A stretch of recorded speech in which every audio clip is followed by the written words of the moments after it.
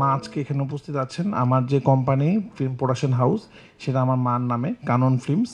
আমার মা আমার জন্য খুব লাকি। আমার মার জন্য আপনারা সবাই দোয়া করবেন, আল্লাহ যেন তাকে হায়াত দারাজ করে।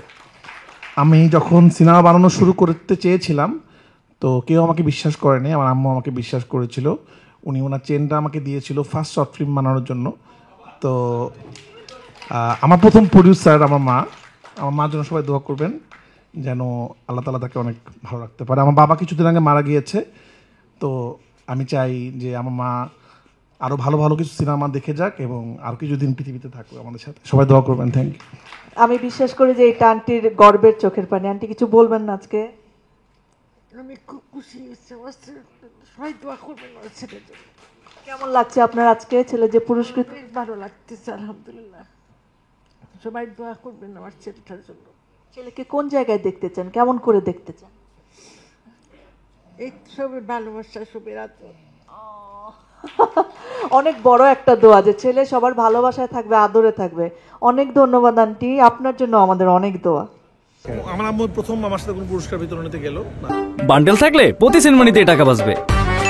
বিকাশ সেনমানি বান্ডেল কিনে জিতুন প্রতি লেনদেনে। আগে আসলে এবং এই পুরস্কারটা আগে যারা পেয়েছিলেন উনি বিখ্যাত বিখ্যাত পরিচালকরা পেয়েছিলেন, বিখ্যাত বিখ্যাত সাংবাদিকরা পেয়েছিলেন, এবং আমি হয়তো সবচেয়ে অল্প বয়সে এই পুরস্কারটা পেলাম।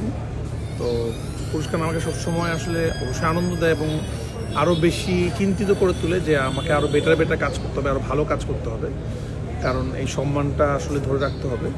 এবং আজকে যে গল্পগুলো শুনলাম ফজল হক স্যারের, তার যে স্বপ্নগুলো শুনলাম, কত আগে কত সুন্দর স্বপ্ন দেখেছিলেন, উনি যুগ থেকে এগিয়েছিলেন। আসলে আমরা যদি চলচ্চিত্র ইন্ডাস্ট্রিটাকে আরও ভালো এগিয়ে নিতে পারি এবং তখনই তার স্বপ্নটা আসলে ওইরকমভাবে পূরণ হবে।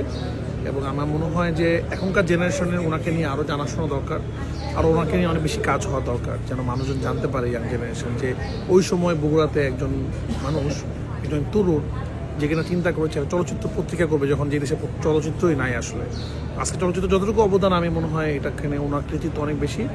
এবং আমার জন্মের আগে উনি মারা গিয়েছেন, আমরা তো ওনাকে দেখতে পারলাম না, বাট আমরা ওনাকে নিয়ে আসলে কাজ দেখতে চাই।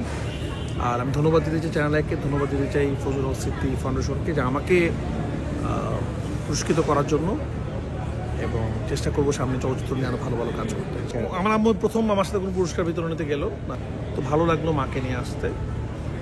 আমার জীবনের সব কিছু আমার মা, তো আমার অবদানগুলো আমার মার সামনে হলে আমার জন্য ভালো।